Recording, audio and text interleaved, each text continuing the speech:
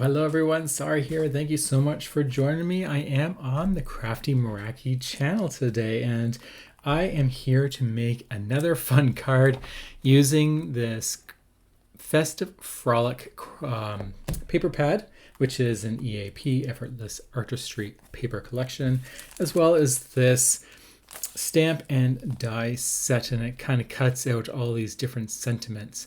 The nice thing about this type of collection is that there is also a foil die that you can use that all works together to create a bunch of sentiments. You just do it once, cut them all out, and you have quite a few of them. I will also bring in this one as a background. I like this faceplate. I think it's pretty cool, and it has a nice little Christmassy ornament type feel to it. So let's get crafting. To start off, I am going to put a piece of white cardstock, an oversized piece compared to the stamp, on my stamping platform. I find it a little bit easier to work with, making sure that the paper is larger than the stamp. If you're worried about wasting paper, you can always definitely measure that out, but I like to have a little bit of extra. It just makes it easier for me to not be too stressed.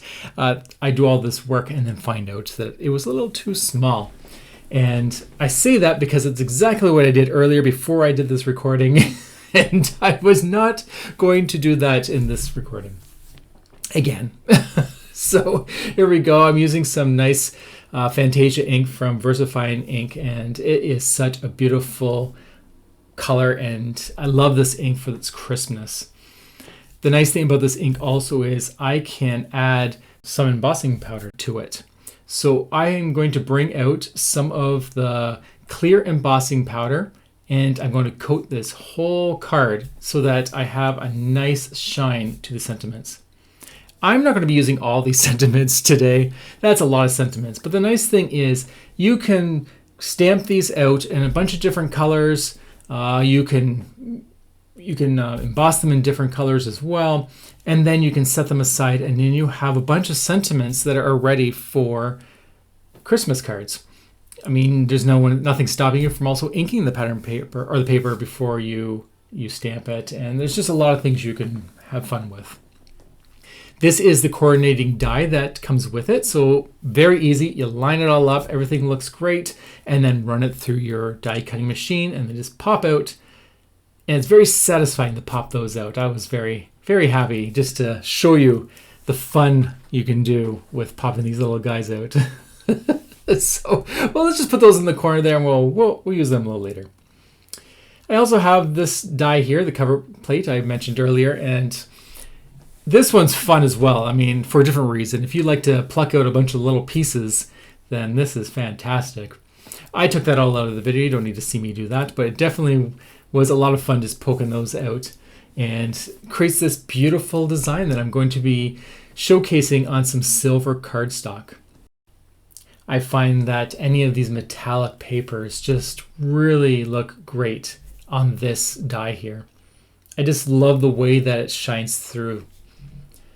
Now, I did put some glue in here, and I'm going to smooth that out and take my time making sure that I get all nice and flat, making sure that there's nothing that's sticking up. And then I'll show you the nice little shine you get. There you go. Subtle, but it's really, really beautiful. Off camera, I just picked a nesting die, and one of them I coated with the same ink that I used for the sentiments. I did this because I have no purple paper that is anywhere close to these colors. So when in doubt, use your ink pad to make those matching colors. And I don't need to fill the whole thing in because most of it is covered. I am going to wash my hands because when I was demonstrating it to you, I did get ink everywhere, and it would be a shame to get that on my card there. So always have a nice little wet nap next to you when you're doing some inking. And there we go. Now we have this nice little 3-layered fun, I don't know, it's a plaque type shape. And I'll just add some really thin foam tape to that just to give it a little bit of height from that base. This tape is probably about like a 1/16 of an inch or less. It's very thin, just enough. You can also use scrap pieces of paper. We'll do the same thing. Now for the fun. If you watched my previous video, I was explaining these things are fantastic. They are the Effortless Artistry Paper Collection. And you get many sheets of these and you can cut them out. And there is a coordinating die for them too, but I fussy cut mine out. And I just love telling stories with this one. They're just so cute. And each artist has done a fantastic job coloring them. Of course, I'm using the carolers again. I did have the music note, but I kind of lost it when I was cleaning up. So no music notes on this card, but I'll put some candles in instead. That kind of ties in with the girl's little toque there. But I love these little images. You could just feel the Christmas spirit when they're just sitting there in front of the Christmas tree, or rather standing there in front of the Christmas tree singing some carols. I'm going to keep this, not a Christmas card per se, it is, but I'm going to just use the sentiment warm wishes.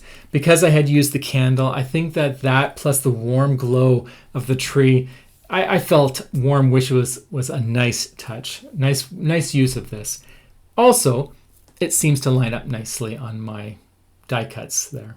I can just have them nicely angled and have them look pretty good.